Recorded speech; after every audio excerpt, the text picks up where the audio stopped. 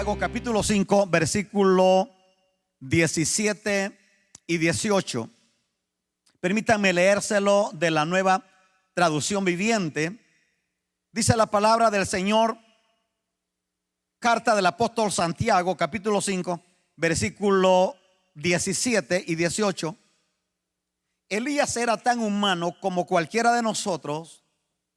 Sin embargo, cuando oró con fervor para que no cayera lluvia, no llovió durante 3 años y medio. Más tarde, cuando volvió a orar, el cielo envió la lluvia y la tierra comenzó a dar fruto. Palabra de Dios. Qué pasaje más extraordinario. Qué oración. Estaba meditando ayer por la tarde justamente. Qué oración más extraordinaria la de Elías. Y yo no sé qué tanto implica para usted la lluvia. Y digo dentro del contexto que nosotros acá en esta zona casi no nos llueve. O sea, ya nos acostumbramos a vivir casi sin lluvia. Pero los que venimos de la zona rural, por ejemplo, de la agricultura, por ejemplo, yo soy agricultor de hueso colorado, como dicen, conozco el asunto de la agricultura.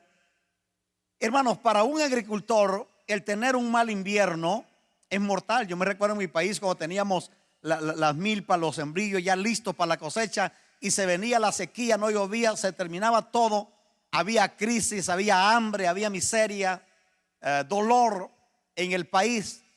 Y cuando leo este pasaje que habla de la oración de un hombre que oró para que no lloviera en un territorio completo, en una nación, y la Biblia dice que no llovió por 3 años y medio.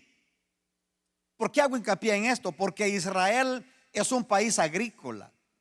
Israel es un país de viñedos, de olivares, de higueras. Es un país donde siembran trigo. Luego la otra industria son la ganadería. Tienen ovejas, cabras, asnos, etcétera.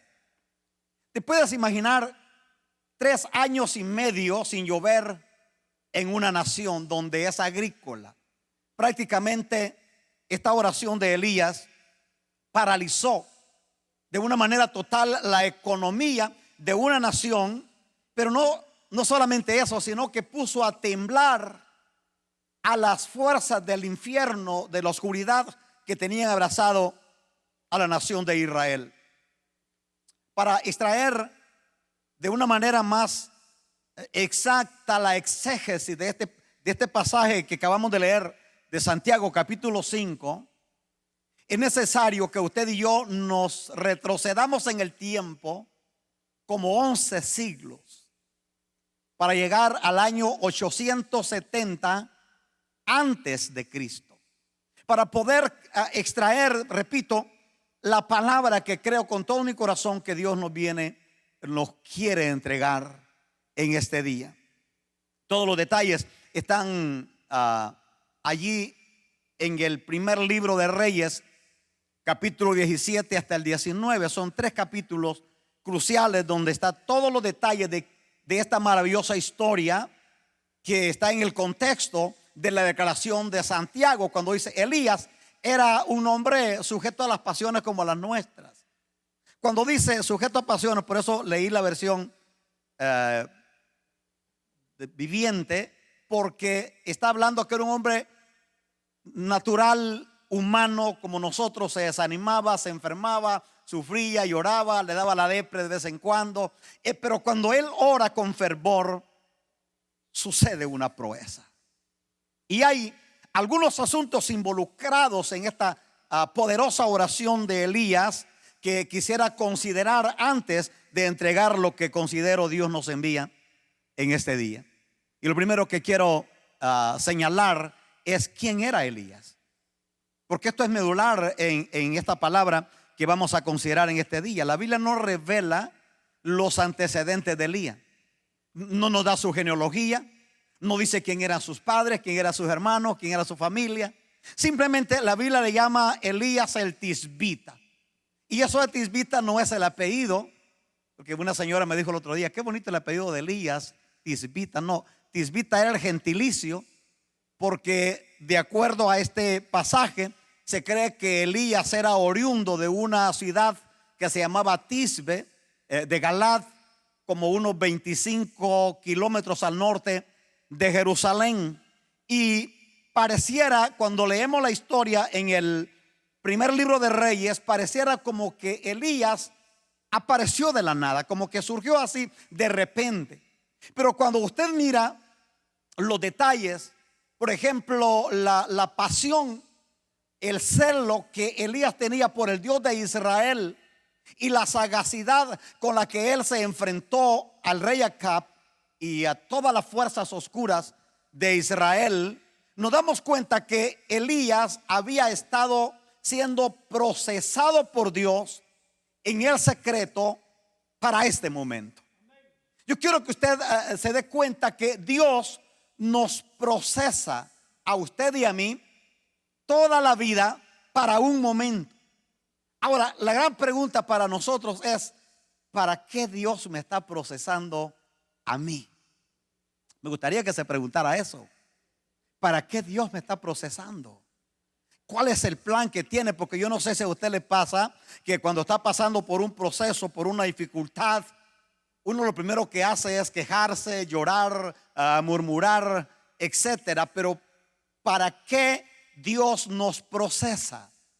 Quiero comenzar diciéndole que Elías no era un anónimo para Dios. Claro, él era un anónimo para Israel, pero no para Dios. Dios lo había estado procesando en el secreto toda la vida justo para ese momento. Y por eso le quise titular el mensaje de hoy, Dios de Elías. El nombre Elías en el hebreo, que es Aliyahu, significa Yahweh.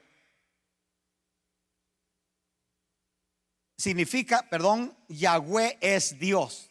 Elías en hebreo es Aliyahu y significa Yahweh es Dios. Miren nomás, con solo el nombre nos damos cuenta que Elías era un personaje extraordinario. Déjeme hago cualquier arreglito aquí en el sonido porque me está traicionando.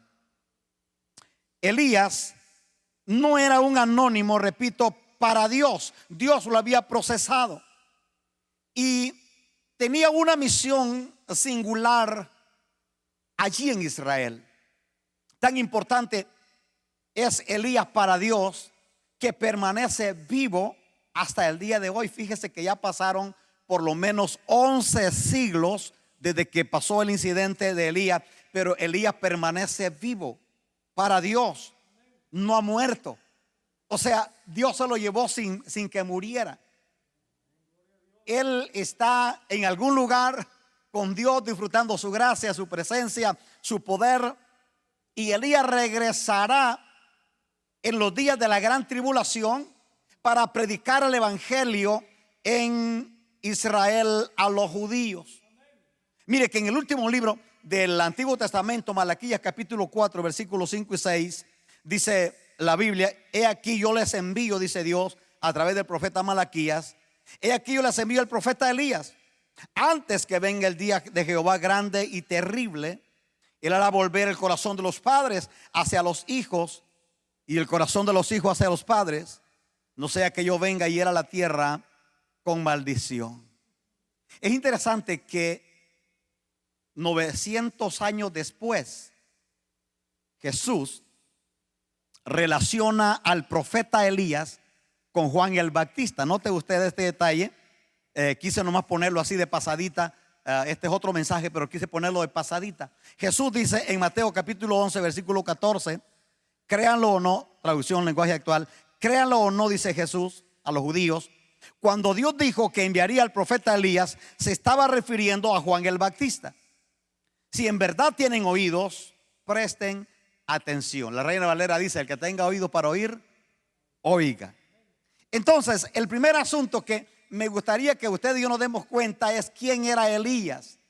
No era un anónimo, era un hombre que había estado en el secreto con Dios, teniendo una intimidad con Dios, platicando quizá cara a cara con Dios, preparándose justo para un momento en donde puso a temblar no solamente a Israel, sino a las fuerzas del enemigo. El segundo asunto que me gustaría considerar antes de llegar a la médula de esta palabra es bajo qué circunstancias oró Elías. Y estoy diciendo esto porque si nosotros no conocemos el contexto de la oración de Elías, vamos a andar orando por cualquier locura. Vamos a andar diciendo, Señor, si Elías oró y no llovió, pues yo voy a orar, que pase esto, y a lo mejor oramos de la manera equivocada. Aunque usted no lo crea, como dice el pasaje, hace ya algunos años vino una señora a este lugar pidiéndome que orara para que se muriera su esposo, porque su esposo era un golpeador. Ya le tenía un ojo, ella no miraba con un ojo. Le había roto uno de sus senos a patada. Parece que se casó con un animal, ¿verdad? Y vino y me dijo, pastor, yo la verdad ya no quiero ni que oremos para que él mejore, porque no va a mejorar. Tengo 38 años con él y no va a mejorar. Mire qué fe. Y me dijo, yo quiero que te ore para que se muera este desgraciado. ¿Te imaginas que yo me pongo a orar para que esa persona muera? Por eso estoy haciendo hincapié en esto, porque la oración de Elías fue declarada en un momento, en una circunstancia única en Israel. ¿Bajo qué circunstancias oró Elías? Esto es vital para que usted y yo comprendamos el poder de la oración. Porque si algo quiero transmitirles hoy, es que Dios nos ha dado a usted y a mí algo extraordinario y se llama oración. Cuando usted dobla sus rodillas para orar, cuando usted clama por sus hijos, por su matrimonio, por sus amigos, por cualquier persona que esté pasando una necesidad, cuando usted ora en frente de una adversidad, de un problema, algo extraordinario Dios va a hacer. Porque la oración es un recurso poderoso que Dios nos ha dado. Entonces la oración de Elías paralizó, repito, la lluvia, que era lo que le daba la vida a Israel, y provocó una crisis nacional. O sea, a partir de la oración de Elías, Israel empezó a sufrir una crisis. No tenían comida, se empezaron a morir las bestias, los asnos, los camellos, la gente, porque no tenían comida. Y usted dice, ¿Dios es capaz de hacer eso? Oh, ya. Dios lo hizo. Dios lo hizo. Déjeme lo pongo en contexto, porque como lo mira que se puso serio, lo pongo en contexto dentro de lo que pasó en esta ocasión. Israel, ya lo hemos hablado en otras ocasiones, Israel es el pueblo de Dios, el pueblo escogido de Dios, el pueblo del pacto. Israel siempre, desde que fue Israel, desde que Dios formó ese pueblo, siempre fue gobernado por la teocracia, o sea, el gobierno de Dios. Pero un día Israel se cansó del gobierno de Dios y quiso tener un rey como las otras naciones. Ahora, Dios le dio al rey, le dio a Israel ese rey que ellos estaban pidiendo. Dentro de lo que se conoce como el reino unido de Israel, ellos tuvieron 3 reyes. Saúl fue el primer rey que reinó 40 años en Israel. Después lo sucedió David, el rey David, que reinó otros 40 años en Israel. Después lo sucedió a David su hijo Salomón, que también reinó otros 40 años en Israel. Pero cuando Salomón tomó el reinado en Israel, dice la historia que Salomón escuchó el consejo malo, equivocado, y empezó a oprimir el pueblo, y el pueblo se le rebeló. Las 10 tribus del norte se rebelaron contra Salomón, hicieron su propio reino y le llamaron el reino de Israel. Salomón se quedó nomás con 2 tribus al sur y él formó otro reino el hijo de Salomón, Jeroboam, y le llamó el reino del sur. Cada uno de estos dos reinos de un Israel dividido tuvo 19 reyes. Y cada rey hacía sus cosas buenas y cosas malas. Pero me llama la atención que la historia relata que Acab fue el séptimo rey de Israel, del reino del norte, que le llamaron Israel. Y puntualmente relata la historia bíblica que Acab se casó con una muchacha, una princesa fenicia llamada Jezabel, que era idólatra, o sea, venía de una cultura de idolatría. Y cuando Acab se casó con Jezabel, ella no solamente trajo sus ideas mundanas, paganas a Israel, sino que trajo sus ídolos. Y como si eso fuera poco, Jezabel le trajo 850 profetas falsos para que ofrecieran sacrificio y ofrenda a un dios llamado Baal y a una diosa llamada Acera. Pero ahí no termina el asunto. Jezabel, siendo la reina ya, la esposa de Acab, ordenó que se le diera muerte a todos los profetas de Jehová en Israel. La Biblia dice que por causa de Jezabel, Acab se convirtió en el rey más malo que ha tenido Israel en toda su historia. Dicho esto, quiero dejar así de pasadita una palabra para los jóvenes y las jovencitas que todavía no se han casado, o los que no se han casado, ¿verdad? Todavía, para que cuando usted, de allí la importancia de escoger cuando se va a casar a una persona que tenga los mismos ideales, la misma fe, los mismos principios, el mismo respeto por las cosas de Dios. Porque si te casas con alguien que viene con una idea equivocada, te va a pasar la de Acab. Acab era un príncipe. Acab fue nombrado rey en Israel para gobernar con justicia bajo los principios de Dios, pero se casó con una muchacha, según la historia, una muchacha muy parecida, pero con un corazón podrido en idolatría, en tanta desgracia, porque miren, mandó a matar a todos los profetas de Jehová en Israel, mandó a destruir todos los lugares de adoración en Israel. Ahora, esto disgustó completamente a Dios, porque el pueblo se acostumbró. No pierda de vista este detalle. El pueblo se acostumbró a vivir de esa manera. Iglesia, si algo terrible nos puede pasar, es acostumbrarnos a vivir de la manera que Dios no aprueba.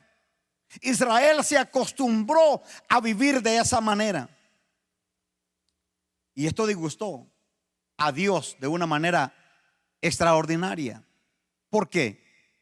Porque cuando Jezabel trajo a Baal y a la diosa Acera a Israel, no solamente mandó matar a los profetas de Jehová, sino que estableció a Baal, un ídolo, estableció a Baal sobre Israel como el Dios de la naturaleza, el Dios del clima, el Dios de la bendición, el Dios que controla el mar, la naturaleza, todo lo que tiene que ver con la bendición. Entonces, mire usted el detalle.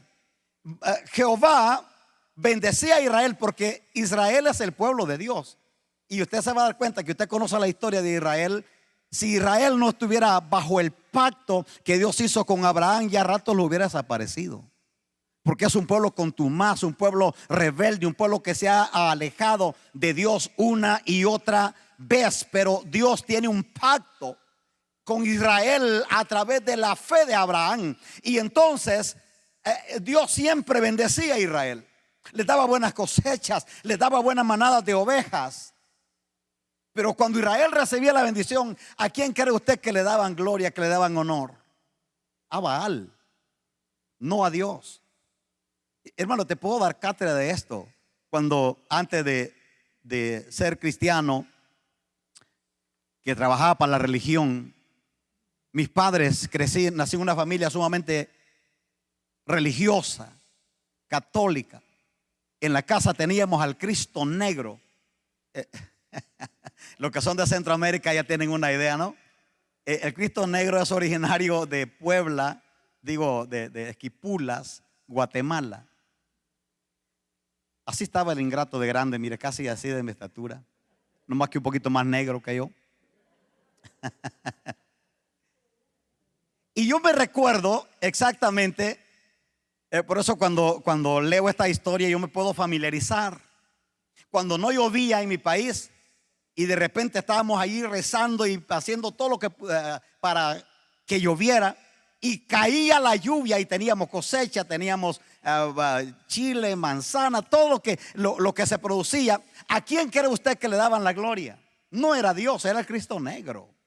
Mi casa se llenaba, la gente traía comida, traía dinero, traía cohetes, era una fiesta cuando llovía, porque el Cristo negro había hecho que lloviera. Entonces le estoy diciendo algo que lo conozco de primera plana, y aquí Israel está haciendo lo mismo. Dios le manda buena cosecha, Dios le da buena familia, le da bienestar, le da salud, le da dinero. Tenían unos grandes rebaños de ovejas y ellos decían: vamos a adorar a Baal porque Él nos ha dado buena cosecha. Y Dios se enojó. Dios se disgustó por eso. Que la Biblia dice en Santiago 1:17 que toda buena dádiva, todo don perfecto viene del Padre de las luces, de Dios, del que no se muda, del que no cambia, del que no cambia de opinión. Él es el que nos bendice. Y aunque usted no lo crea, usted se va a dar cuenta que hoy por hoy hay un gran porcentaje de personas que cuando reciben una bendición no se la dan a Dios. Cuando reciben una sanidad no le dan la gloria a Dios, se la dan a otra cosa. Puede ser a un ídolo, puede ser a su doctor, puede ser a ese producto que está tomando, puede ser a una medicina, a la ciencia, puede ser a lo que quiera, pero no le da la gloria a Dios. Y yo vengo a decirles hoy que Dios no comparte su gloria con nadie. Dios es el dador de la vida, Dios es el dador de la bendición, Dios es el que nos sostiene hasta aquí y punto. Entonces Dios se disgustó tanto con Israel porque Israel le había dado la espalda al Dios de la vida, al Dios que los había socorrido, para ir tras un Dios muerto que no servía para nada. Por causa de Jezabel vino todo ese mal a Israel y arruinó al pueblo que se consideraba el pueblo de la promesa. Ahora, es bien interesante notar que el pueblo de Dios en Israel se acomodó, no hizo nada. Porque si usted ha leído la historia ahí en el primer libro de Reyes, capítulo 19, versículo 18, cuando Elías está siendo amenazado de muerte y anda huyendo, se mete en una cueva, se esconde, Dios se le aparece y Dios le pregunta: ¿qué haces aquí, Elías? Elías le dijo: he sentido un vivo celo por Jehová, porque Israel le ha dado la espalda a Jehová y se ha vuelto tras los Baales. Han matado a sus profetas, dijo Elías, y solamente yo he quedado. Oiga usted los detalles. Elías dice: solamente yo he quedado. Y Dios le dice, primer libro de Reyes 19 y 18, Dios le dice: no, todavía me quedan 7,000 en Israel que no doblaron la rodilla para adorar a Baal ni lo han besado. A ellos también voy a dejar con vida. Ahora, mire usted los detalles. 7,000, Dios dice que tiene 7,000 en Israel que no han doblado la rodilla ante Baal, pero no estaban haciendo nada. ¿Por qué digo eso? Porque Israel se estaba hundiendo cada día más en la idolatría, dándole la espalda a Dios, pero nadie se levantaba para decir nada. Entonces estos 7,000 estaban nomás protegiendo, no adorando a Baal, pero no haciendo nada, no denunciando lo que el diablo estaba haciendo allí en Israel. Y esto me mueve al tercer asunto que quisiera señalar, y es con quién se estaba enfrentando Elías. Porque acuérdense que estoy tratando de desglosar la magnitud de la oración que Elías hace. Que no es una oración loca para venir y pensar que vamos a orar por cualquier cosa y va a pasar. No. Debemos de entender con quién Elías se estaba enfrentando. No era con Acab, no era con Jezabel. Elías se estaba enfrentando a una potestad demoníaca del infierno que tenía atrapada a toda una nación.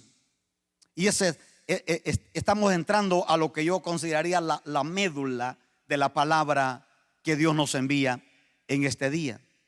O sea que Elías llegó a Israel bajo un designio divino. Él no vino así como de repente, no, él venía con un plan codificado de parte de Dios, con un designio divino, y vino para establecer de una vez y para siempre que el Dios de Israel, el Dios de la bendición, el Dios que controla el universo, no es Baal, sino que es Jehová de los ejércitos. Ese era el plan, el proyecto de Dios que traía Elías. Mire que Elías no vino a negociar con Acab. Tampoco vino a organizar un sindicato de creyentes judíos. Usted se va a dar cuenta que la iglesia en este tiempo está haciendo eso, organizando sindicatos pro gobierno, pro esto, pro lo otro, o contra del gobierno, lo que sea, haciendo marchas, pancartas, refutando cosas. No he venido a criticar a nadie ni a decirle a nadie lo que tiene que hacer. Lo que sí he venido de parte de Dios es a decirle que la iglesia tenemos algo más poderoso que una marcha, que una caravana, que una manifestación, que un sindicato. La iglesia tenemos la oración, la oración, la oración. La oración pone a temblar al diablo. La oración tiene el poder de cambiarlo todo. Si usted y yo nos ponemos de acuerdo y oramos, las cosas tienen que cambiar. Elías llegó a Israel bajo el designio de Dios para cambiar de una vez y para siempre las cosas tal y como sucedió. El apóstol Pablo le dice a la iglesia en Éfeso, a los creyentes en Éfeso, le dice, capítulo 6, versículo 12 de Efesios, que nuestra lucha no es contra carne ni sangre, no es contra seres humanos. Dice el apóstol Pablo, no tenemos lucha contra sangre ni carne, sino contra principados, contra potestades, contra los gobernadores de las tinieblas de este siglo, contra huestes espirituales de maldad en las regiones celestes. Mi querida iglesia, nuestra lucha es espiritual. Y Pablo le dice a los corintios, segunda carta de Corintios, capítulo 10, versículo 3, aunque andamos en la carne, no militamos según la carne, porque las armas de nuestra milicia no son carnales, sino poderosas en Dios para la destrucción de fortalezas. Oiga usted la magnitud de la palabra de Dios. La oración es el recurso que Dios le ha dado a la iglesia para cambiar todas las cosas que necesitamos cambiar. Yo sé que la iglesia en este tiempo está siendo oprimida, está siendo sacudida, está siendo amenazada. La iglesia no tenemos que andar organizando sindicatos en marchas y en protestas. La iglesia tenemos a un Dios grande en el cielo y tenemos un recurso que se llama oración, y tenemos que clamar a Dios, creyéndole a Dios que Él es capaz de cambiarlo todo, tal como lo ha hecho en la historia, y lo va a hacer y lo va a seguir haciendo. Elías llegó a establecer en Israel que el Dios que pone reyes es Jehová, y el Dios que quita reyes es Jehová. A veces la iglesia nos asustamos y es normal, ¿verdad? Y yo he escuchado comentarios de personas que dicen, si hubiera quedado este presidente, las cosas estuvieran mejor. O con otro presidente estaría. Le digo la verdad, el mundo no necesita un mejor presidente. El mundo no necesita un mejor sistema de gobierno, no necesita un mejor sistema económico. Lo que el mundo necesita es el evangelio de Cristo que cambia y que transforma. Cuando el mundo le da la espalda a Dios, podemos tener el mejor presidente, pero no va a pasar nada, porque ponerse en contra de Dios es ponerse en contra del que nos regala la vida.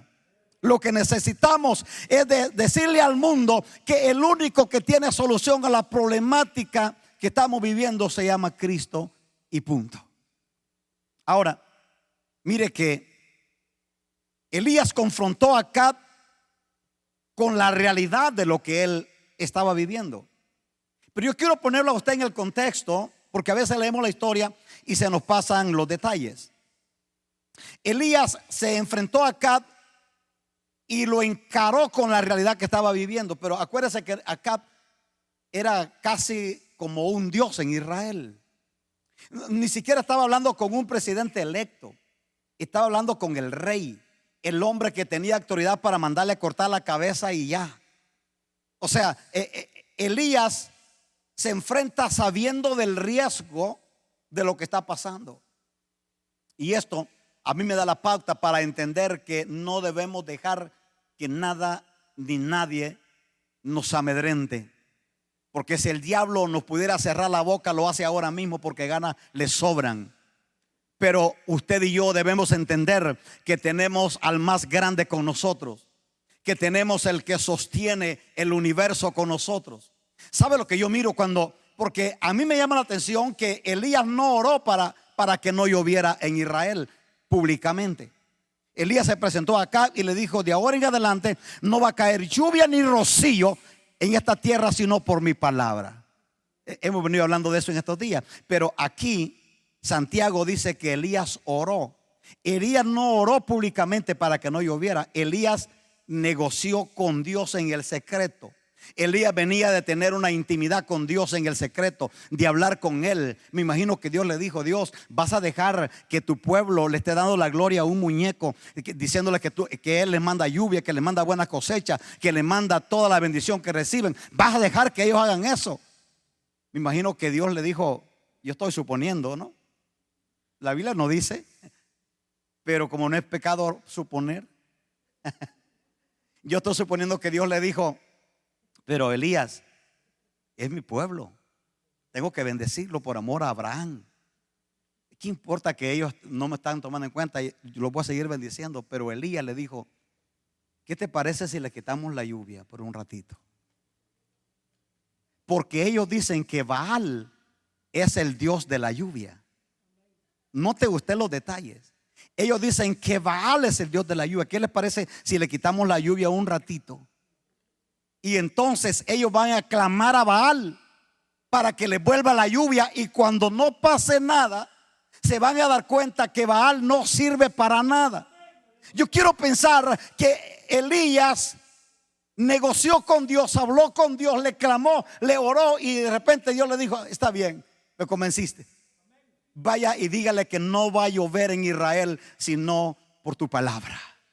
Porque Dios es un Dios informado. Elías no vino de bocón aquí a decir que era por la palabra. No, Elías traía una palabra de parte de Dios. Como cuando tú te presentas enfrente de una circunstancia, cuando tú te presentas enfrente de un problema, de un demonio, de un endemoniado, y tú tienes una relación con Dios y tienes una palabra, tú tienes la autoridad para ejecutar lo que quieres que pase, porque sabes que estás protegiendo un plan divino que va a tener resultados extraordinarios para Dios. Y cuando ahí en el capítulo 18, versículo 17 del primer libro de Reyes, dice que cuando Acab miró a Elías, Acab le preguntó y le dijo: ¿eres tú el que turbas a Israel?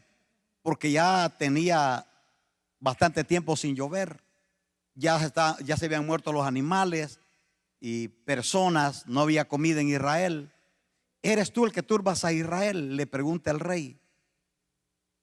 Elías le dijo: no, yo no soy el que turba a Israel, eres tú y la casa de tu padre, porque dejaron a Jehová y se fueron tras los Baales. Oiga, que Elías se está enfrentando con el hombre que tenía autoridad para quitarle la vida. Y le dijo Elías: reúneme a todo Israel en el monte Carmelo. Yo quiero que usted, a mí me gusta leer la Biblia con expectativa. Es como que usted, bueno, yo no sé qué tan conocido es usted de nuestro presidente aquí, ¿verdad? Es como que usted vaya un día de estos y se le ponga al frente al presidente y le diga: no me gusta lo que estás haciendo, así que por favor reúname toda la gente y haga esto, esto, esto y esto. Va a decir: what? Who are you? Elías no solamente encara a Acab con lo que él está haciendo, sino que le da órdenes. Note usted, le dice: reúneme a todo Israel en el monte Carmelo. Le está dando órdenes al rey. Y le dijo: y también quiero que traigas a los 450 profetas de Baal y los 400 profetas de Acera allí en el monte Carmelo. ¿Qué cree usted que hizo Acab? Yes, sir. Y fue y reunió a todo Israel, a los profetas de Baal, a los de Acera, los reunió en el monte Carmelo, tal y como Elías se lo estaba pidiendo. Esto es bien interesante. ¿Por qué? Porque ese día Elías iba a demostrarle a Israel, no con una caravana, no con una marcha, no con un sindicato, le iba a demostrar de una manera contundente que el Dios que gobierna todo es el Dios todopoderoso. Ese día no iba a quedar ninguna duda en Israel que los Baales no servían para nada. Este desafío era un desafío de vida o muerte. Elías sabía que ese día las cosas podían salir mal. Ese día la cabeza de Elías podía rodar por la falda del Carmelo. Pero Elías se aferró a una palabra, y es donde quiero dejarle a usted saber que cuando usted cree la palabra de Dios, cuando usted pone la fe en el Dios todopoderoso, no importa que todo el mundo se caiga, Dios todavía tiene el control de tu vida. Él todavía tiene el control de tu casa. Él todavía tiene el control de tu familia. Él todavía tiene el control de tu salud. Él todavía tiene el control. Aleluya. Fíjese que el monte Carmelo históricamente es conocido como un lugar de adoración. El monte Carmelo era un monte, el monte de Dios, el monte donde podían subir los sacerdotes de Jehová, los profetas, a adorar. De hecho, ahí en el monte Carmelo había un altar donde los profetas de Dios hacían sacrificios a Jehová. Pero ese altar estaba destruido. Porque cuando usted lee la historia de Elías, cuando él confronta a los profetas falsos, lo primero que Elías hace después de que aquellos hicieron todo y no pasó nada, Elías dice que arregló el altar de Jehová que estaba destruido. Iglesia amada, sin altar no hay presencia de Dios.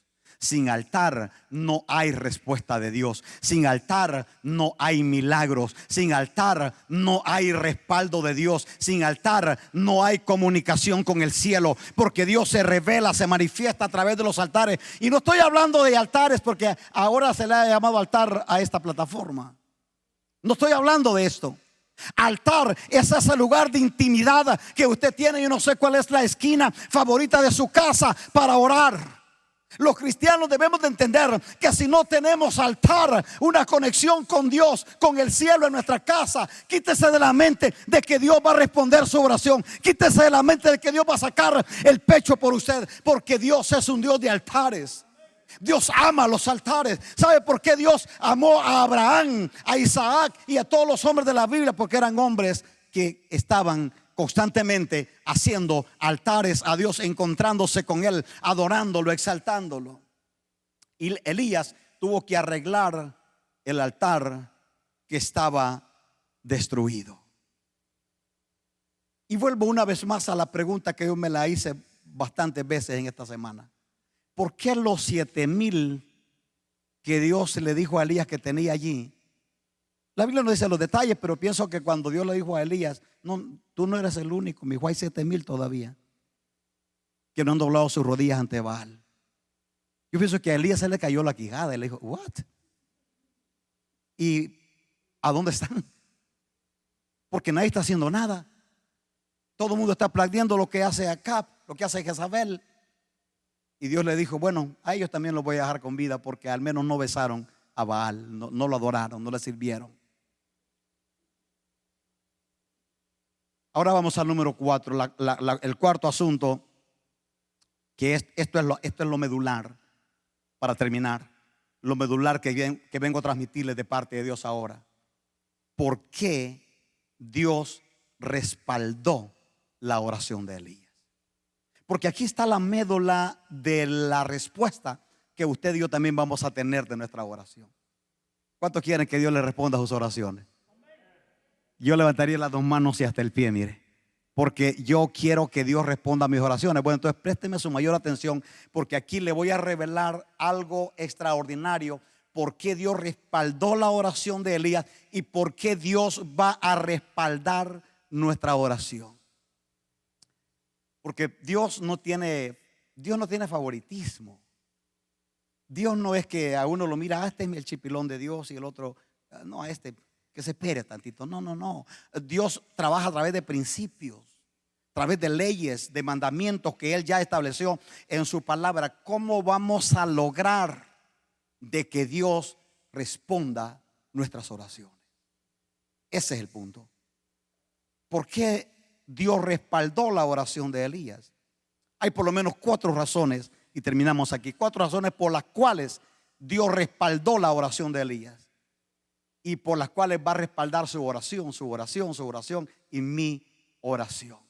La primera razón por la que Dios respaldó la oración de Elías es porque Elías se consagró a la misión de Dios.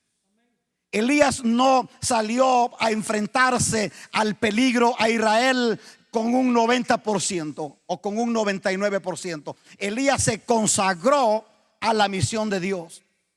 Le creyó a Dios con inocencia lo que Dios le dijo y arriesgó su vida para defender los intereses de Dios. Yo quiero preguntarles algo, Manantial de Amor y la iglesia amada que está en todo el mundo. ¿Cuánto estamos dispuestos usted y yo a comprometer para defender los intereses de Dios? Esto parece que nos sacude, ¿verdad? Porque ya si el jefe dice que no podemos andar hablando de Dios en el trabajo, cerramos la boca y hablamos de la Paquita la del barrio, hablamos de la Chupitos, hablamos de cualquier otra cosa, pero no hablamos nada de Dios. No se preocupe, esto no es para usted. Elías consagró su vida a la misión que Dios le dio y arriesgó todo. No arriesgó que lo corrieran de un trabajo, no arriesgó que perdiera un par de amigos, no arriesgó que se enojara la suegra, no, arriesgó su vida. Oiga esto usted, por favor. Allí en el primer libro de Reyes, capítulo 19, los primeros 2 versículos, dice que cuando porque Acab fue y le platicó a Jezabel cuando Elías mató a todos los profetas, porque eso fue terrible, hermano, ese día. Estoy omitiendo toda la historia porque ya hemos hablado de eso bastante acá. Pero cuando Elías avergüenza a los profetas de Baal que no hicieron nada y Dios desciende fuego y quema el holocausto, Elías mató a espada a todos los profetas de Baal. 850 profetas, 450 de Baal y 400 de Acera. Mire, me le dieron ese día. Y Elías los degolló, así dice la palabra del Señor, los degolló, los mató a espada ahí en el monte Carmelo. Ese monte que había sido consagrado para Baal y el altar de Dios estaba destruido, quedó bañado en la sangre de todos esos profetas falsos, como un testimonio vivo que nadie se puede burlar de Dios. Pero oiga usted, cuando Acab fue y le platicó a su esposa y le dijo: mi amor, qué malo que los esposos somos así, ¿no? ¿Para qué le fui a contar a esta bruja lo que Elías había hecho? Le dijo: mi amor, ¿ya te diste cuenta lo que hizo Elías? Y le dijo Jezabel: cuéntame, ¿qué hizo? Le dijo: mató a espada a todos los profetas de Jehová. ¿Qué? Y Jezabel, que era un principado demoníaco metido en una persona que estaba arruinando a Israel. Jezabel le mandó una misiva, mandó un mensajero a Elías y le dijo a Elías: díganle a Elías que mañana a esta misma hora yo lo voy a matar, así como él ha matado a los profetas. Y usted conoce la historia, que cuando le dieron la noticia a Elías, Elías le dio miedo. Por eso usted se va a dar cuenta que no estaba enfrentándose a una mujer. Yo sé que una mujer enojada, you better watch out.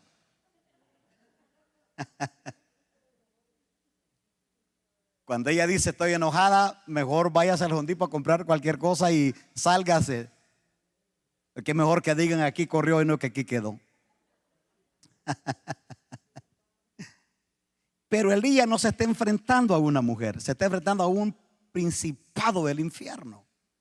Porque usted dése cuenta que este hombre ha matado a todos los profetas, hizo descender fuego del cielo, se conoce como el profeta de fuego. Usted puede decir: ¿quién pone a temblar a Elías? Yo quiero pensar que Elías todavía tenía el cuchillo aquí goteando sangre, esperando a ver a dónde había uno que había quedado con vida para matarlo. Y le traen la noticia que Jezabel dice que lo va a matar. Y el hombre se llena de miedo, se va y se mete en una cueva queriendo morir. Se deprimió. El hombre de Dios que había hecho semejante promesa se deprimió. Y aquí yo quiero decirle a usted una palabra de parte de Dios: nunca se confíe cuando Dios hace una proeza a través de usted. Porque yo he mirado en el correr de la vida a hombres de Dios ser usados por Dios de una manera extraordinaria, pero se confían y después los miras deprimidos, que ya ni siquiera quieren venir a la iglesia, ya ni siquiera quieren nada con la vida cristiana. Elías, el hombre que había paralizado todo plan del diablo en Israel, el hombre que había detenido la lluvia por 3 años y medio y le demostró que el único Dios poderoso es Jehová, ahora está huyendo de una mujer brava que lo quiere matar. Y aquí usted se va a dar cuenta que Elías está enfrentándose prácticamente a la muerte. Entonces recuerde que estamos hablando que Elías se consagró, no le importó morir. ¿Sabe qué me acuerdo ahorita?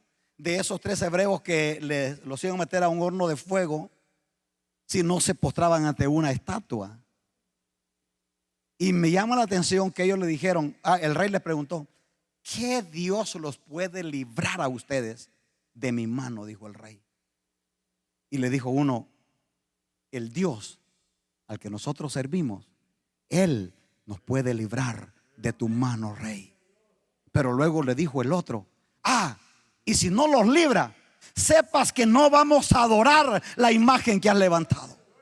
Hermano, eso es integridad, eso es entregarlo todo por Dios. Y yo vengo a decirles de parte de Dios: no se amedrenten, no tengan miedo, no cierren la boca de hablar lo que Dios ha puesto en el corazón de ustedes. Porque el Dios que está con nosotros es más grande que el diablo, es más grande que el infierno, es más grande que cualquier situación difícil que se quiera levantar. Aleluya. Las exigencias de Dios son grandes. A veces uno piensa, yo he escuchado personas que dicen que tremendo era en el Antiguo Testamento, ¿verdad? Qué terrible. Qué bueno que ahora en la gracia todo es más fácil. Le digo algo: la gracia es un poquito más exigente que la ley. La diferencia en la gracia es que ahora tenemos al más grande con nosotros, a Jesucristo.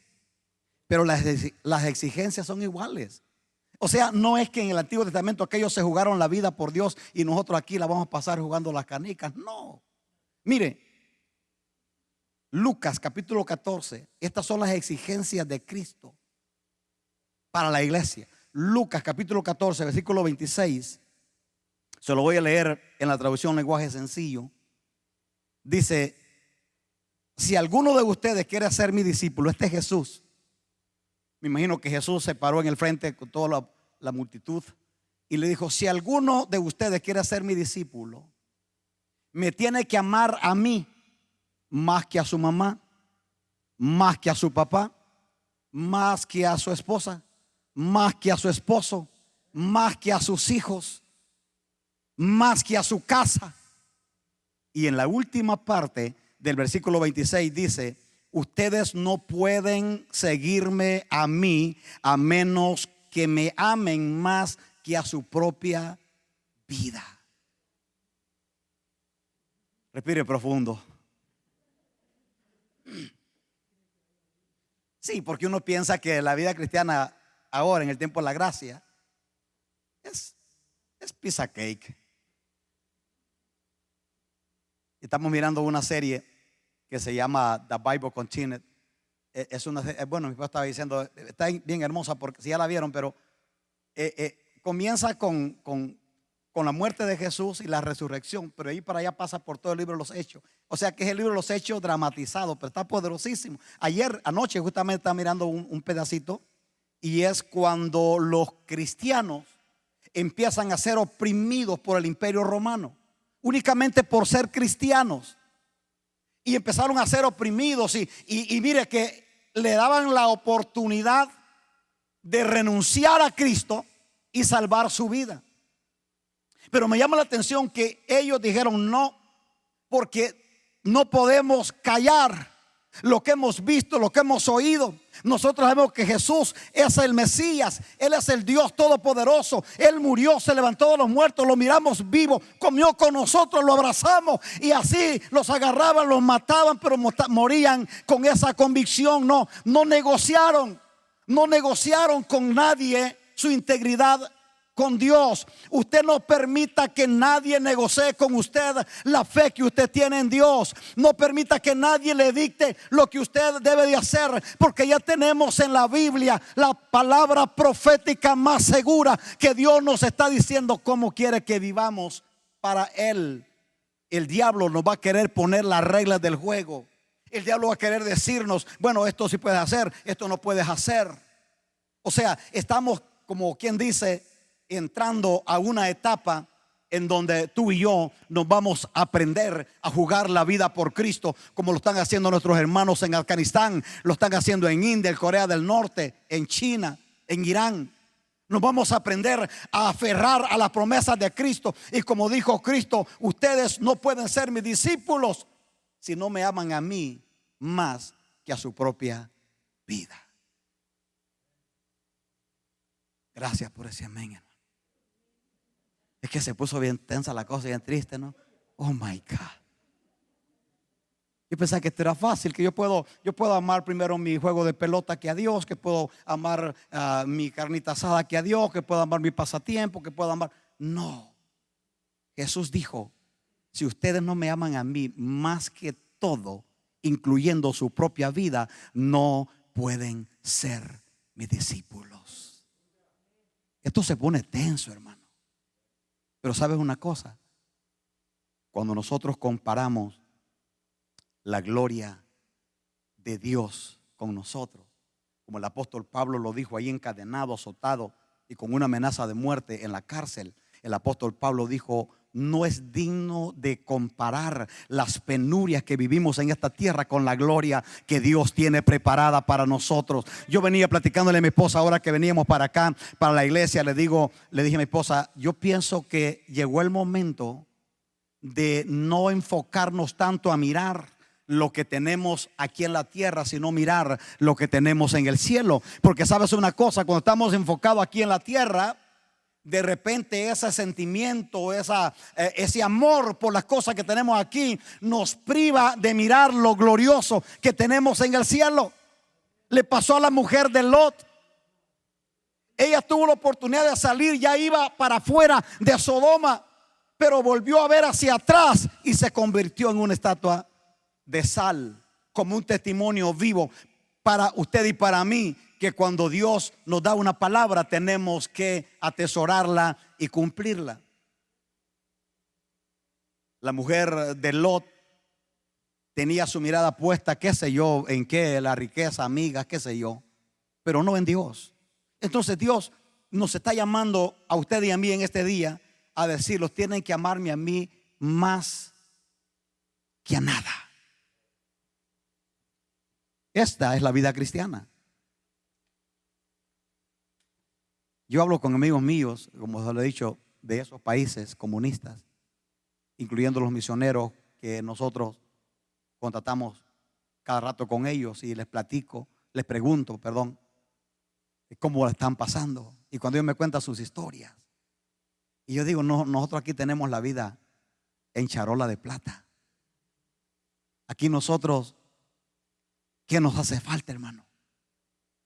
Se viene el frío, tenemos calentón. Se viene el calor, tenemos aire acondicionado.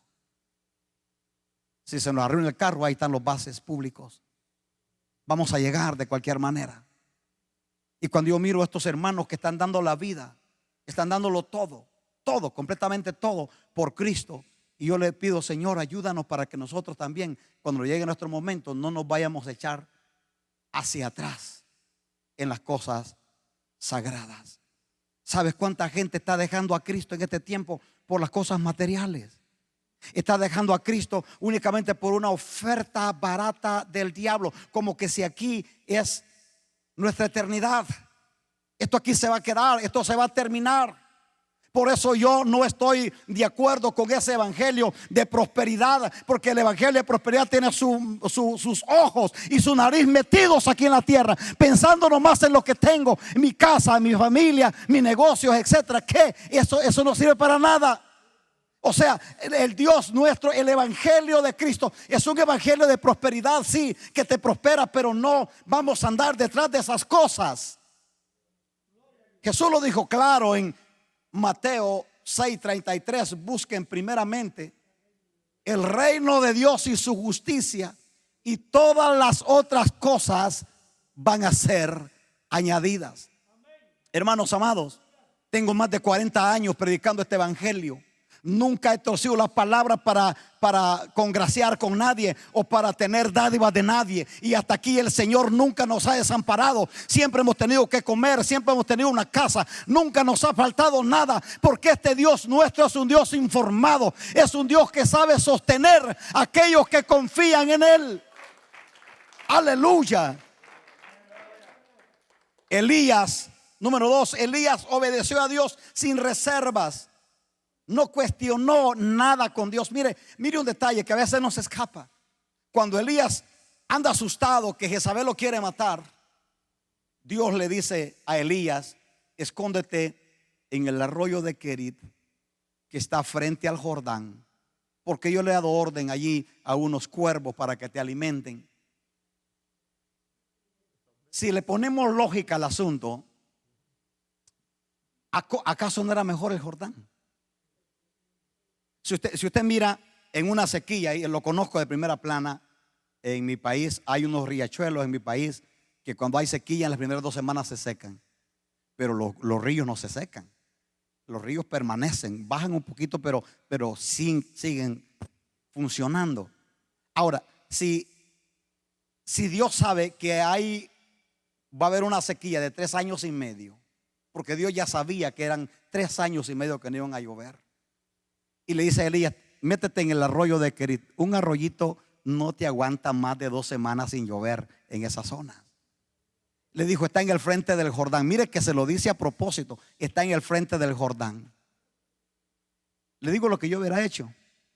Señor, nomás te quiero decir, porque a lo mejor no te diste cuenta del detalle. ¿Y por qué no mejor en el Jordán? El Jordán tiene más agua, ese arroyito se me va a secar. Elías no le cuestionó a Dios. Elías no le dijo: ¿para qué me mandas al arroyo? No, Elías hizo justo lo que Dios le dijo. Y tal como le estoy diciendo, el arroyo se secó, pero el Jordán no se secó. Pero incluso cuando se le secó el arroyo, ¿qué hace usted cuando de repente está en un apuro? Se le acaba esto, pero aquí mira que hay abundancia, ¿no? Elías no corrió para el Jordán. Cuando se le secó el arroyo, humanamente, ¿para dónde era la carrera? Para el Jordán, porque ahí estaba el agua. Pero Elías no corrió para el Jordán. Elías, dice la Biblia, que corrió para Oreb. Oreb es el monte de Dios. O sea que Elías corrió al lugar donde él se iba a encontrar con el Dios Todopoderoso y se metió en una cueva ahí en Horeb, asustado. Pero allí llegó Dios otra vez y le dijo a Elías: ¿qué haces aquí? Note que no le dijo ¿qué haces allí? Le dijo ¿qué haces aquí? Lo que significa que Dios estaba metido con él en la cueva.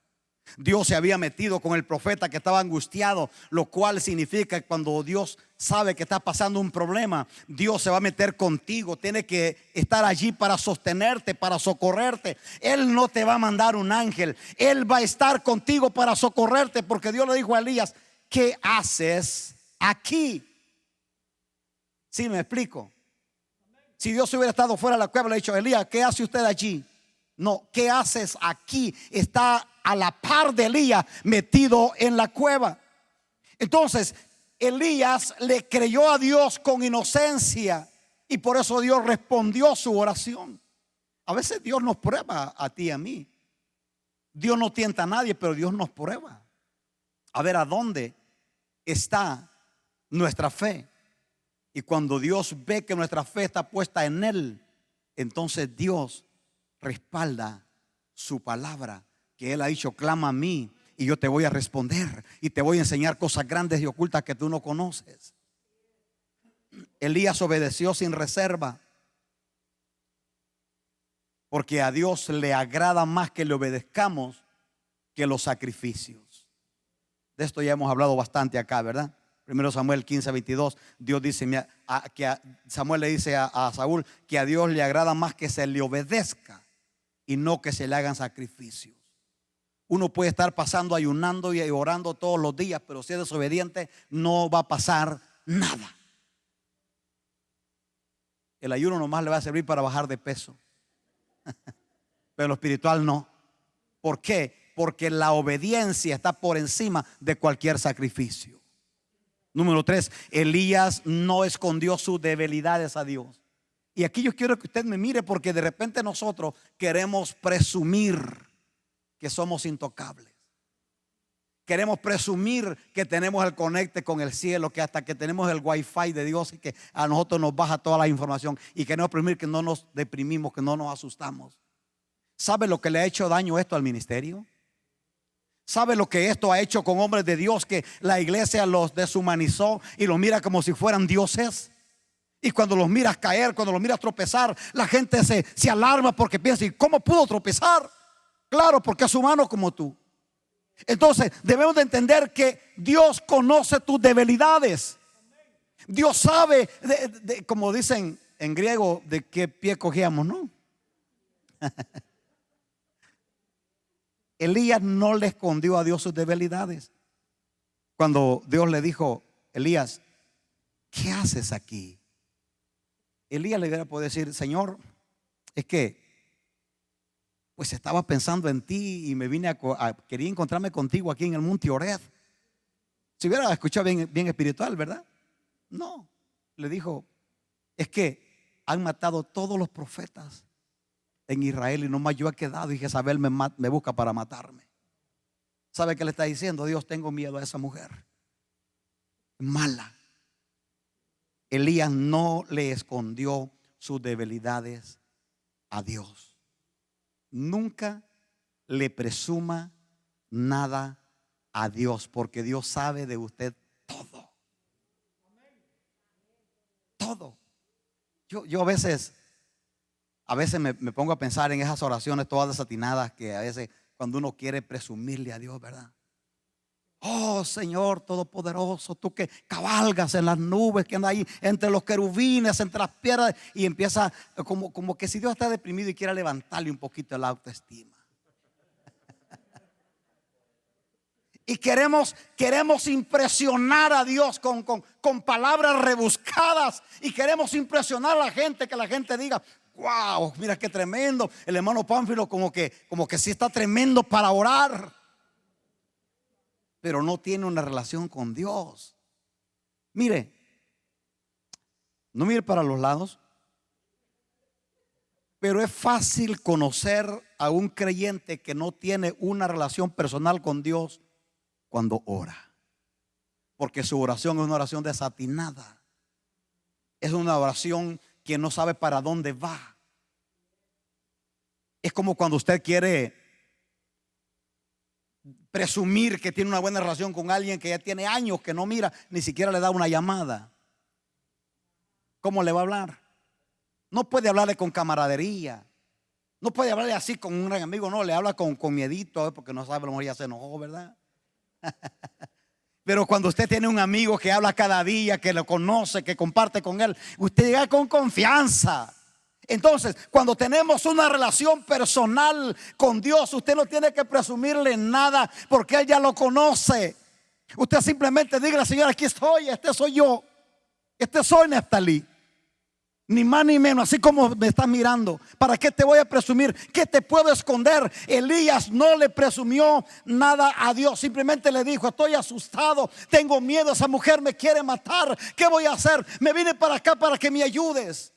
¿Sabe lo que Jesús dijo al respecto? Mateo 11:28: vengan a mí todos los que están angustiados, los que están atemorizados, los que están cansados, yo los voy a hacer descansar. Dios tiene promesa para nosotros, iglesia. Cuando te sientas triste, cuando te sientas abrumado, cuando te sientas cansado, deprimido, corre a los brazos del Señor, corre para la casa de Dios, porque aquí la presencia del Señor nos renueva. ¿Saben las veces que he venido a veces cansado, abrumado de la vida a esta casa? Pero cuando empezamos a adorar, cuando empezamos a exaltar al Dios Todopoderoso, la gracia de Dios me abraza, me sostiene, me levanta. Porque aunque parece un ángel, también soy de carne y hueso y de un pedazo de pescuezo como usted. Necesitamos entender que nuestro refugio es Jehová de los ejércitos. Tu refugio no es el Chase, tu refugio no es el Bank of America, tu refugio no es el Wells Fargo, tu refugio no es esa compañía donde trabaja. Tu refugio se llama Jehová de los ejércitos. Y si Él pudo usar cuervos para alimentar a Elías, Él va a usar lo que tenga que usar para sostenerte a ti hasta las últimas consecuencias. Él es un Dios informado. Por último, la cuarta razón por la cual Dios respaldó la oración de Elías es porque Elías sometió su voluntad a la voluntad de Dios. Y aquí es donde está lo grueso de la vida cristiana. Porque someter la voluntad a la voluntad de Dios, yo no sé de usted, pero a mí me cuesta. ¿Sabe por qué? Porque la voluntad de Dios casi siempre, en el 99.9 de los casos, casi siempre está en contra de mi voluntad. Casi siempre la voluntad de Dios no es lo que yo quiero. Entonces, someter nuestra voluntad a la voluntad de Dios, no piense usted que es así como comerse 3 cacahuates. O sea, la voluntad de Dios siempre tiene que estar por encima de nuestra voluntad. Pero nosotros peleamos por lo que es nuestro. Nosotros peleamos por lo que nos gusta. Y decimos: no, es que esto es lo que quiero, Dios. Como ese muchacho que vino a orar a la iglesia un día, le dijo: padre, se quería casar. Le dijo: padre, yo me quiero casar y yo quiero hacer tu voluntad. Dame la mujer que quiera, la que sea tu voluntad, pero siempre y cuando sea Anita.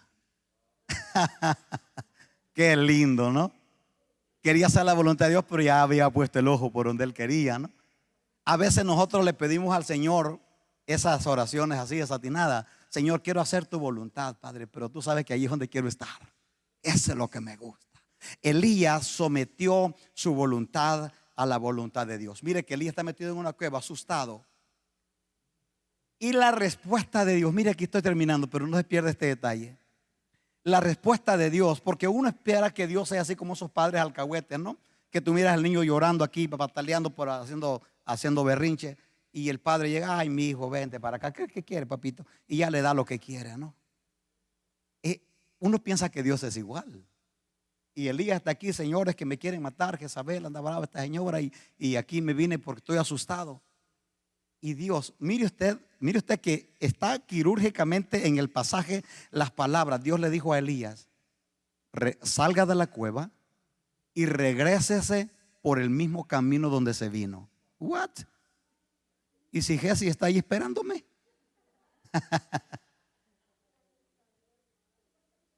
Y Dios le dijo: regrésese por el mismo camino, oiga, y unja a Jehú para que sea rey de Israel. Y le dice Dios las directivas que ungiera 2 reyes y que ungiera a un profeta Eliseo para que lo sucediera a él. Mire usted los detalles. Dios le está diciendo: mi hijo, te miro cansado, ya hiciste bastante. Es como para que le dijera: ¿sabes qué? Vaya a sembrar tomate si quiere, porque usted ya no me sirve a mí. Voy a levantar a otro. No. Dios le dijo a Elías: salga de la cueva, regrese por donde vino, vaya, unja 2 reyes, uno para Samaria, otro para Israel, y unja a Eliseo para que sea profeta en mi lugar. Si Elías hubiera sido como este servidor, lo primero que hubiera dicho: Señor, entonces ya no te sirvo, me estás rechazando. No, Elías fue exactamente como Dios le dijo: ungió los 2 reyes, ungió a Eliseo para que fuera su sucesor. Y cuando Dios miró que Elías había sometido su voluntad a la voluntad de Dios, sin importar el riesgo, porque ese regreso le podía costar su cabeza, pero él dijo: bueno, si Dios me está mandando, yo lo voy a hacer. Y cuando usted sigue leyendo la historia, se da cuenta que los 2 reyes que Elías eligió se encargaron del asunto. Ellos mataron a Jezabel y a todos los enemigos de Israel y los enemigos de Dios. Y Eliseo siguió con Elías. La historia relata que Eliseo estuvo a la par de Elías por lo menos 10 años. 10 años Elías adiestrando a este muchacho, enseñándole, modelándole, pasándole un legado de unción, de ministerio. Y a los 10 años que Elías está con Eliseo, Dios decide darle un descanso a Elías. Y vaya que descanso, hermano, porque dice que Elías va con Eliseo cruzando el Jordán, y cuando cruzan el Jordán, de repente un carro de fuego viene y se lleva a Elías vivito, sin morir. Sigue vivo todavía, como le decía recién. O sea, se lo lleva, y Eliseo agarra el manto de Elías. Tenía 10 años mirando a este gran hombre de Dios. Ahora Eliseo agarra el manto de Elías y hace su lloro, su grito, ¿verdad? Y lloró gritando carros de Israel y todas las cosas, ¿no? Pero algo que me impresionó a mí esta mañana cuando estaba leyéndolo es que Eliseo agarra el manto y quiere regresar al Jordán, porque cuando venían de allá para acá, Elías tocó con el manto las aguas del Jordán y se abrieron y pasaron en seco. Pero ahora Elías no está, y ahora Eliseo agarra el manto y llega al río, y Eliseo hace una declaración poderosísima. Eliseo dice: ¿dónde está el Dios de Elías? ¿Verdad? Es una declaración que a mí me estremece. ¿Por qué? Porque Eliseo sabía que Elías era el hombre que lo había socorrido, que lo había sostenido, que le había abierto camino por 10 años. Pero ahora él se arma con una fe que había sido transmitida a través de Elías, que se convirtió en su mentor. Y cuando exclamó y dijo: ¿dónde está el Dios de Elías? Yo quiero pensar, ¿verdad?, que Dios allá en el cielo mirándolo: mijo, aquí estoy, donde mismo, aquí en mi trono. Y Dios le preguntó y le dijo: ¿a dónde están los Elías de Dios? Y Eliseo agarra el manto, golpea las aguas y se parten en 2. Y de ahí para allá usted mira la trayectoria de Eliseo como el sucesor de Elías en el ministerio. Ahora, póngase sobre sus pies, por favor. ¿Qué podemos aprender de esta historia de Elías? Número 1, que nuestra oración tiene el poder para cambiar las cosas que humanamente no podríamos cambiar. Hermano, esto nos ha costado a la iglesia entenderlo y creerlo, porque es fácil decirlo, es fácil repetirlo, pero no es fácil vivirlo. Pero Dios nos ha dejado a nosotros el recurso de la oración, no solamente para hacer que las cosas imposibles se vuelvan posibles, sino para paralizar toda mentira del diablo. Y yo creo que hemos llegado al momento donde la iglesia tenemos que volver otra vez a nuestras rodillas a orar, a clamar a Dios determinadamente, sabiendo que Él no es un Dios lejano. Él es un Dios que está cerca de ti. Porque siempre, casi siempre, cuando estamos enfrente de una dificultad, uno rasca por donde más cerca le quede, hermano. Y mire que se lo estoy diciendo porque yo soy humano como usted, y yo sé que a veces las cosas feas nos sacuden y uno rasca por donde puede. Uno dice, no, es que aquí es que mi tío rico, ¿verdad? Él me va a ayudar. O que mira que es que tengo un buen doctor, tengo un buen seguro médico y no va a pasar nada. Al fin que ya me dijeron que él es buen cirujano, buen cardiólogo, etcétera. Y uno piensa que esos son los recursos. La iglesia, estamos llegando al momento donde tenemos que volver al verdadero recurso nuestro, y es la oración. ¿Sabes el porcentaje de creyentes que no oran? Fullers, que es un instituto confiable en parámetros estadísticos, acaba de lanzar una estadística acerca de creyentes, y mire que la hizo con ministros. Hizo con 1000 ministros para ver la vida de oración que tienen los cristianos. Esto fue lo que la encuesta reveló al final de la estadística. El 87% de los ministros, mire que no estoy hablando de los cristianos en general, de los ministros, 87% no tienen una vida de oración con Dios.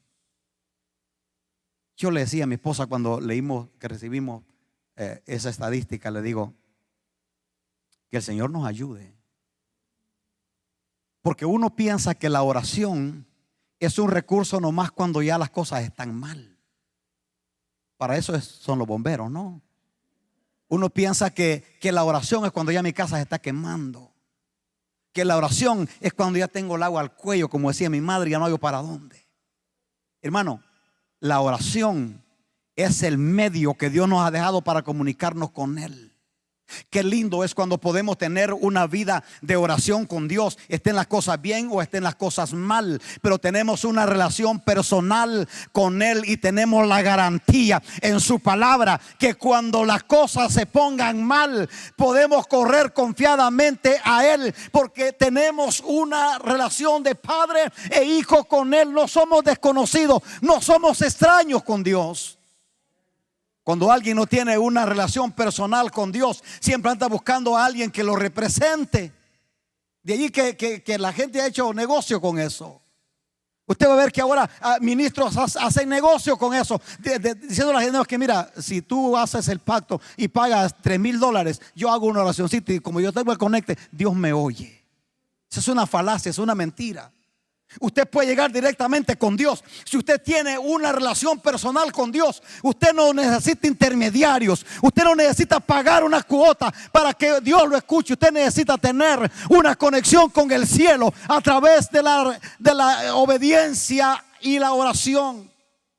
Y cuando las cosas se pongan mal, Dios va a sacar el pecho para socorrerte.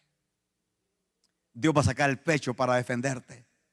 Hermanos, te pudiera dar testimonios de las cosas, de las veces cuando el enemigo ha querido tirarnos a la lona, ha querido acabar con nosotros, y sin ni siquiera darnos cuenta, Dios saca el pecho y nos protege. A veces cuando me doy cuenta es cuando ya el que me quería hacer daño fracasó. Yo te puedo platicar historias múltiples de eso. Y no estoy aquí diciéndote que soy un tremendo espiritual, no. Lo que estoy diciéndote es que Dios es fiel a su palabra.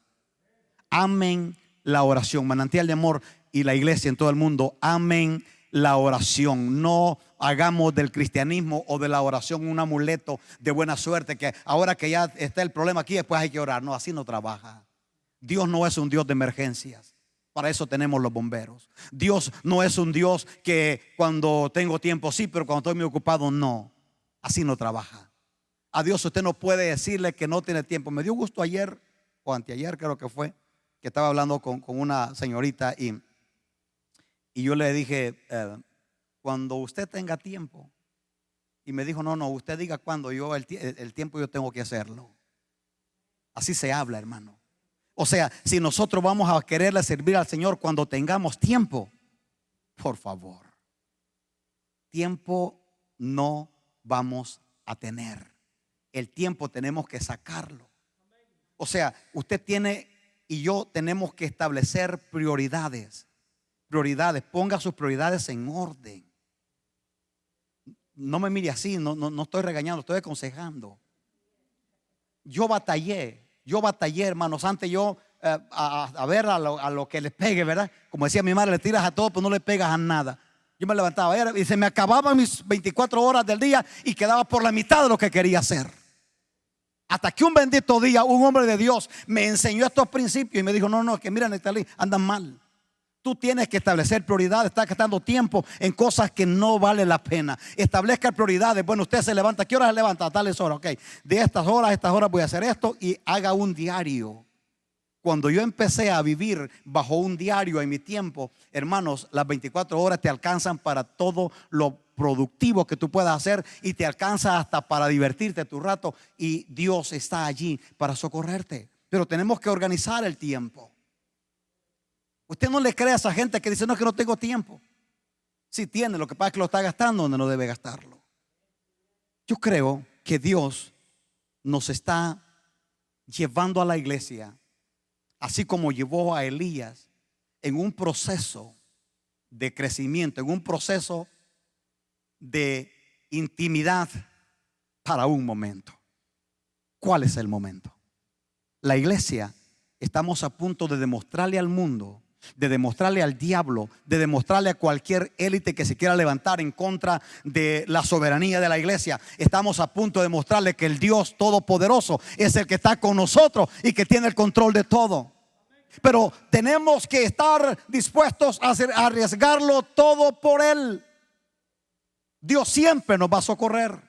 Dios siempre nos va a sostener. Así que cuando usted ore con su mirada puesta en Dios, con su fe puesta en Dios.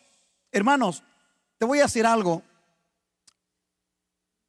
Yo siempre había mantenido esa fe en Dios y siempre había pensado en que, bueno, Dios está allí para ayudarnos, Dios está ahí para socorrernos, Dios está ahí para bendecirnos. Pero era una idea que me la habían enseñado en el seminario o en la iglesia.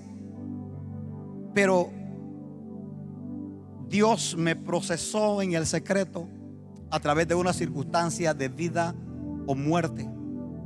Estoy hablando de hace más de 30 años de eso. Cuando, si Dios no mete su mano, ustedes no tuvieran pastor ahora. Bueno, tuvieran otro, ¿no? Pero yo no estuviera con ustedes. Y ese día me di cuenta que tener una relación con Dios es lo más lindo que nos puede pasar. Yo estaba rodeado de toda la gente que me habían dicho que ellos metían su mano por mí hasta donde fuera. Pero cuando las cosas estaban mal, porque te digo algo, cuando te vas a asociar con alguien que tiene una pena de muerte en la cabeza, tienes que estar dispuesto a morir con él. Todos aquellos que dijeron que podían meter su mano por mí se fueron. No había nadie. Y cuando digo nadie, es nadie. Cuando me quedé solo, con una amenaza de muerte, sabiendo que en cualquier momento las cosas podían terminar mal, entonces como que volví en sí y dije, ahora nomás me queda Dios. Eso era lo que hubiera dicho siempre. Pero te estoy diciendo, estoy siendo transparente contigo para decirte que a veces jugamos con el tiempo, jugamos con la vida, jugamos con todas las cosas, pensando que Dios es el último recurso. Dios tiene que ser el primer recurso. Y la iglesia estamos a punto de llegar a una gloria tal como la de Elías y demostrarle al mundo que el Dios Todopoderoso sigue siendo Dios sobre las naciones. Sí, Él es el Dios que pone reyes y quita reyes. Él es el Dios que hace lo que Él quiere, porque Él es soberano. A Dios nadie le puede dictar lo que Él va a hacer. Pero necesitamos tú y yo entregarlos el todo por el todo con el Señor. ¿Qué te parece si cierras tus ojos un momentito y dile: Señor, aquí estoy, tal como soy? Y a mis hermanos y amigos que están allí en sus hogares, si puedes, cierra tus ojos un momentito. Yo quiero asegurarte este día que ese Dios de Elías, que sacó el pecho por Elías, lo defendió hasta las últimas consecuencias, y que lo tiene con él. Mira qué tanto Dios se agradó de Elías, que lo tiene con él, se lo llevó vivito para que esté con él. Y en los días de la gran tribulación, Elías vuelve para predicar el evangelio a los judíos. ¿A poco no es maravilloso eso? Y ese Dios de Elías, mi querida manantial de amor y naciones del mundo, ese Dios de Elías es el Dios nuestro. Ese Dios de Elías que hizo hasta lo inexplicable para proteger a su profeta, Él es el Dios tuyo. Él es el Dios tuyo. Cuando tú te arrodillas a orar, acuérdate que estás orando al Dios todopoderoso, tu papá, tu padre. Él no es un desconocido para ti. Yo quiero que en este día le pidamos a Dios: Señor, ayúdame para mantenerme cerca de tu corazón, así como es Elías, que se consagró a la misión que tú le diste. Es Elías que no cuestionó nada, simplemente obedeció la palabra que tú le diste, Señor. Es Elías que sometió su voluntad a la tuya. Ayúdame, Dios, para también vivir de la misma manera, porque yo te voy a dar mi palabra de honor, mi querido hermano. Cuando tú estableces una relación de amistad de padre e hijo con Dios, Él va a estar allí para socorrerte. Él va a estar allí para sostenerte. Él te va a sostener en tu trabajo. Él te va a sostener en tu familia. Él te va a sostener en tu salud. Él te va a sostener en todo, porque este es el Dios nuestro. No tenemos un diosecito como la gente dice por ahí. Tenemos al Dios todopoderoso, el Ayón, el más grande. Padre, gracias. Gracias. Gracias por tu palabra. Gracias, Señor, porque es tu palabra la que nos alienta y nos motiva a saber que tú sigues siendo Dios por encima de cualquier amenaza que se quiera levantar. Somos tu iglesia, Señor. Somos tus hijos. Somos tus siervos y queremos caminar contigo hasta las últimas consecuencias. Dios, ayúdanos. Pídele a Dios que te ayude, mi hermano querido. Pídele a Dios que te dé coraje, que te dé fuerza espiritual, que nadie te detenga de hacer la obra de Dios. Que estemos determinados a entregarlo todo, incluyendo nuestra vida, por Él. Porque Jesucristo dijo: el que quiera salvar su vida la perderá, pero el que pierda su vida por causa de mí la hallará, dijo el Señor. Padre, gracias. Te pido que bendigas. Levanta tu mano derecha al cielo, por favor. Tú que estás aquí, mis hermanos que están allí en sus hogares, en cualquier lugar del mundo. Padre, bendice esas manos que están levantadas. Obra el milagro que ellos necesitan. Que este día, Dios, tu gracia, tu gloria pueda llegar con sanidad, con libertad hasta sus hogares. Declaro la gloria tuya, la bendición del Padre, del Hijo y del Espíritu Santo sobre sus vidas. Lleva salvación también a aquellos que la necesitan. Mi amigo querido, tú que estás ahí escucándome hoy, repite conmigo esta oración. Dile: Padre, en el nombre de Jesús, gracias por la salvación que tú ya pagaste por mí. Ahora te recibo como mi Señor y mi Salvador. Quiero servirte, quiero amarte el resto de mi vida. Ayúdame para siempre ponerte a ti por encima de todas las cosas. Mi amigo querido, si tú hiciste esta oración conmigo, tú eres un hijo de Dios con todos los derechos legales de un hijo. Busca un lugar en donde congregarte, allí donde tú te encuentres, en cualquier ciudad que te encuentres. Si vives aquí en la ciudad de Tucson, Manantial de Amor es tu casa. Aquí hay una familia, aquí hay un amigo, aquí hay un hogar. Ahí está toda la información relevante que tú necesitas saber para encontrarnos. Te queremos conocer, te queremos abrazar y queremos que crezcamos juntos en esta gracia que el Señor nos permite disfrutar. Gracias por haber estado allí. Deseo que la gracia de Dios los bendiga. Bendigo las naciones, bendigo cada familia alrededor del mundo, bendigo cada familia en este auditorio y declaro que la gracia de Dios nos sostiene siempre. Si el Señor nos regala vida y si Él todavía no ha venido a levantar a su iglesia, aquí estaremos el próximo domingo para entregar un mensaje más de parte del corazón de Dios. Les mando un gran abrazo en el amor de Cristo y será hasta el próximo domingo.